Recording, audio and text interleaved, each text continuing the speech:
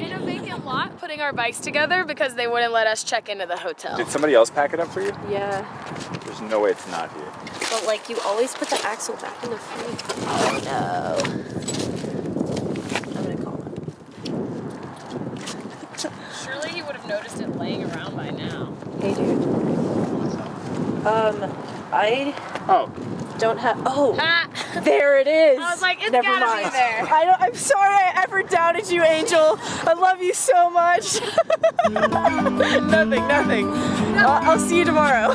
Bye. Did you even tell him while it was I'm riding face up this mountain. It's blooming, it hurts my rear. I'm gonna get up this damn mountain.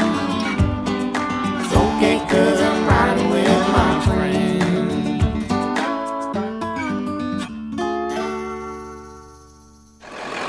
44:22. I think it's 42:17. That's cool. Centric bottom brackets. How the fuck do they work? This is the worst part. How many times have you tightened your handlebars? This is the 8th time. Yeah. Oh! Touch me up. My sister is a makeup artist, and she like lectures me on how to do makeup. She's like, Sammy, you have to get the whole lip or your lips look thin. Okay, there you go. Ready. This ain't my first rodeo. It is mine. It's Sam's first time to the rodeo. State your name. My name is Sammi Runnels. Okay, my name's Sam. Oh my God, it's Sam and Sammy. How did you get into riding bikes? I moved to Texas when I was 18, and somebody gave me a BMX bike. And so I was commuting like 3 or 4 miles one way on a BMX bike. In Austin? In Austin, yeah. And I hated it because it really hurts your knees to commute that far on a BMX bike. And so then like I started like riding around with this guy, and he gave me a fixed gear and I loved it. Like I was like, oh, this is amazing. You know, my knees didn't hurt anymore. And then, you know, I started working at Jimmy John's doing sandwich deliveries, which is where we met. And that kind of got me into like riding harder. And with Jimmy John's, there's the speed aspect. Yeah, and you're like, oh, I gotta like deliver this sandwich. You also worked downtown as a messenger, right? Yeah, and once I started working as like a corporate courier, like it was a lot more my speed. Were you on a fixed gear for that as well? I think I rode my fixed gear sometimes, but I started riding an all-city Macho Man. Ah, the yellow. Yeah, and I had a nice front rack for like those big packages, and you know that was really challenging because I got to do more like larger deliveries. Did you ever have to deliver anything weird? I remember we were doing this delivery for a while, and we would pick it up from FedEx, switch the labels, and then drop it off at UPS. Oh, that's And funny. I was like, I don't know what's in this package, because we did it like, I probably did it like 8 times over the course of a couple months, and I was always like sketched out about it. I was like, I'm pretty sure I know the answer, but what's your favorite discipline? cyclocross. Love the mud. That is fun. My God, this hill. Yep. Feels like we're climbing a mountain. Can you explain what Tracklocross is? So Tracklocross is cyclocross on track bikes, brakeless. The bike I'm riding right now is a Tracklocross bike. You wouldn't race with a brake, but I'm descending this mountain with a brake. So you can't race with a brake in Tracklocross? No. And it has to be fixed? Yeah, I mean, single speed cross is Already a thing. Yeah. So tell us a little bit more about Squid and how you got involved with them. So I met Emily at my first UCI race in St. Louis, and we battled the entire race together, and we had the same socks on. And we just have like very similar styles. You know, I've always been So the aesthetic attracted you? Yeah, our aesthetics. You know, I've always been like really wild colors. Unicorn vomit. Yeah, unicorn vomit. And like you know, they're really into painting and making art, but also racing hard and going to big races. And those are two things that are so important in my life. You know, I really started off from an art background, and that was my hobby and my love. And then when I got into cycling, I stopped creating for like a year or two, maybe even longer, and I got really sad because I need that in my life, and I need cycling. So you mentioned earlier that you're not a typical bike racer. You don't really fit that mold. Especially aesthetically, cycling can be kind of boring. You know, like the kits that look like Benadryl bottles. and yeah, my background is not really a sports background. I grew up in Memphis, Tennessee, and like Mississippi. I grew up smoking a pack a day. I started smoking cigarettes at 14. Did bikes help you decide to quit? It was the only way I was able to quit, actually. You got involved with the Red Hook Crit series. Is that what launched you into Insta fame? Actually, yeah. Red Hook is definitely what did it. So being Insta famous comes with its perks, but also I imagine you deal with a lot of people trying to slide into your DMs. Is that the case? The DM slide. Yeah, I mean, it comes and goes. Sometimes men get a little over the top and vulgar. And then sometimes people are just really mean for no reason. And Does that affect you mentally? I think it can sometimes, but I think people tend to forget like just how many supporters they have and how many nice, well-intending humans there are. And you just let that one really negative comment stand out. And so really like putting that into perspective and remembering that overall social media is not good for your health and not taking yourself too seriously. Yeah, I'm having to deal with a little bit of that with my 5th graders. Oh God, it looks like we're at the top. We're already here. You guys said it was gonna be 12 miles. This was not 12 miles. We still have more to talk about. I know. It looks like there's some gravel up there. Ooh. You bet you ready to take that road bike off-road, girl? Road bikes off-roading. Sammy's forte, gravel and climbing. Man, I thought I was a climber. And then I did Colorado Classic with like fucking a bunch of Olympians. Back to social media. Do you think that it's very different having a large social media presence as a woman than as a man? Definitely. I think women just get a little bit more hate, a little bit more creepy comments. Love. A little bit more love, yeah. I mean, both extremes. I think in some ways it's easier as a cute girl to create a following. I mean, you almost don't have to have anything interesting about you but your tits. Whereas guys, it's like, you gotta be a cool skateboarder or like whatever. Yeah.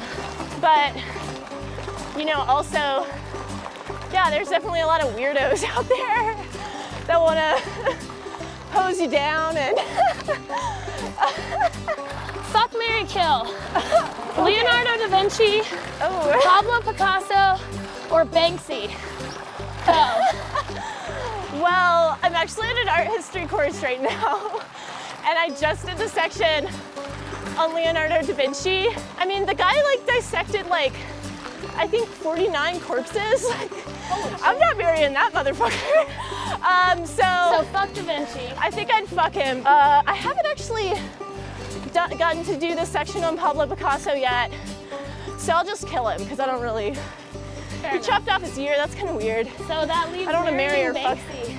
Yeah, like I think I would marry Banksy because, like, you know, when you marry someone, I would think that you would want your ideals to be similar, and I feel like the fuck the police vibe that Banksy gives off is like really my vibe too. So is this your second time in Arizona?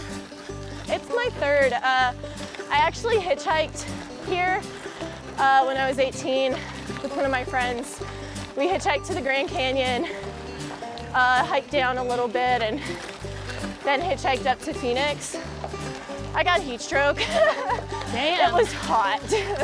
I've always felt a little like, how did I even get into this sport? Right. Did you ever experience those feelings? Yeah, so like cycling, I never even thought about it until I moved to Austin. Same.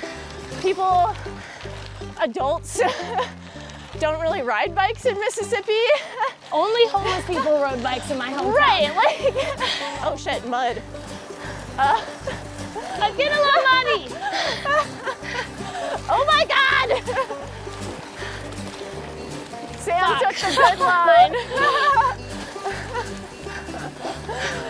How you like that mud, Sam? That was good, that was good. Have any pros tried to slide into your DMs? I don't know that I should answer that. So yes. I mean, I will not confirm nor deny. Well, we know what it means. I don't kiss and tell, so. You heard it first. So do you think it's... Step 1, authenticity. Step 2, find a lovely gravel road. Set your bike down in the center. Also, if you have a geared bike, it better be in the big chain ring or the trolls are coming for you. Step 4, assume the position. This is my Asian squat. I learned it in China. It's actually, I think it's more like this. There you go. Getting a little less chatty now. Yeah, that's why I was Cadence like, is getting higher. I don't think I can interview on the descent. Wow!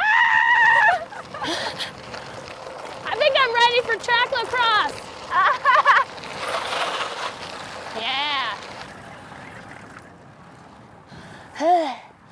All right, that was a good climb. We did a little road, a little gravel. Now we're going to descend into the ghost town Jerome, where I have a little surprise for you. By the way, do you like Tool?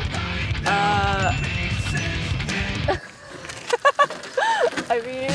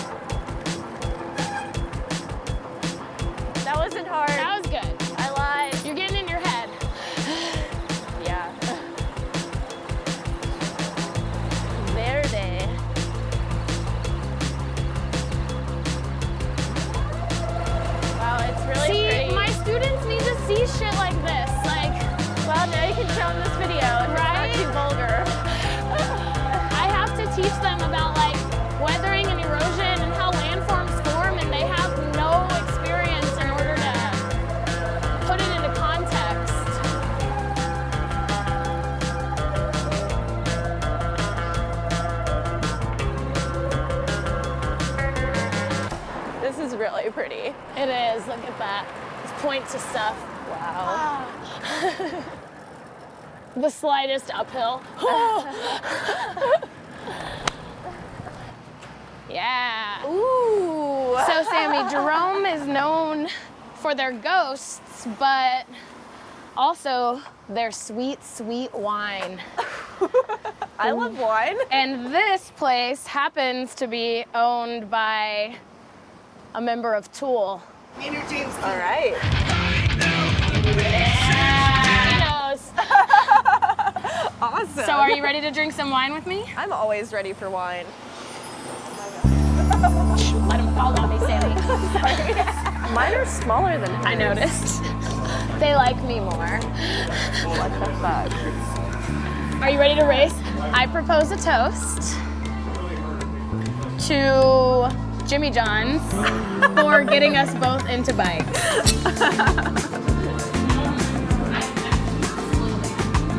Are you supposed to like drink the whole thing like a shot? Or Yeah. is that, I don't do wine tasting. Chug. Chug! We talked about your best, most favorite race memory, so now I'm curious about your worst or scariest. You know, you just crash sometimes in races. But this one time, I was doing a 5-day stage race in Guatemala, and I was going head to head with this girl, just like back and forth. So I was ahead of her at this time, and I passed this flagger that was there, and he was waving this big orange flag, and he was yelling like, "Peligroso, peligroso," and I was like, "Yo, what up, dude?" Like, I thought this guy was cheering for me. So I get to this bridge. So I'm like, okay, get on it, you're gonna ride it. And I look down and I realize that it's like a ravine that goes down like 40 feet. And I'm just like, holy shit. I just roll off the side, like screaming, you know? I was able to like grab my bike and grab a tree. I don't know if you remember the first part of the story that I was like battling with some girl. Right. She just like watched me fall off a cliff and like was like, well, I'm gonna go podium this I'm race. gonna go win. Right, and I'm like, I feel you, but it was a 5-day race, and I didn't talk to her the rest of the week. Man, so that is a scary one. Yeah, it was scary, but like ultimately, I mean, I learned a really good lesson of just being prepared, and being prepared in other countries means knowing important words like peligroso or, you know, different things like that. Well, damn, on that note. Yeah. So I propose a toast to Texas women's cycling because Man, that's a good one. the Texas women's cycling scene is, I'm going to say, the best in the U.S. Here.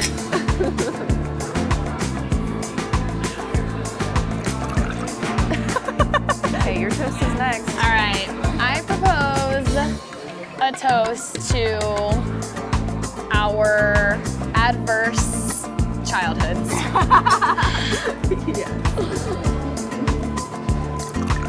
I now have a toast to fixed gears. Yeah, that's a good one. Yeah, today was awesome. Yeah, I mean, there's a full bottle right there. Hey, yeah. Hey, is this our bottle? Oh, that was a nice pour. Professional You wine can't pour your drinker. wine. It's All okay, right. I'm pro. Should we afford a bigger glass? Do you think we're gonna be able to ride after this? If I had a freewheel. We poured your bottle, sorry.